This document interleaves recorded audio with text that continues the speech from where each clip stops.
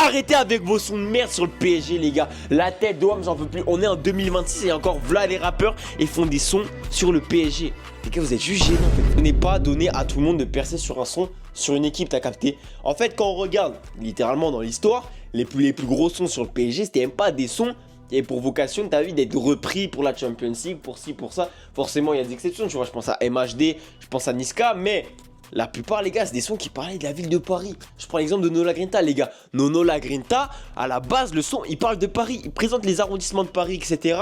Et le son a été récupéré par le PSG.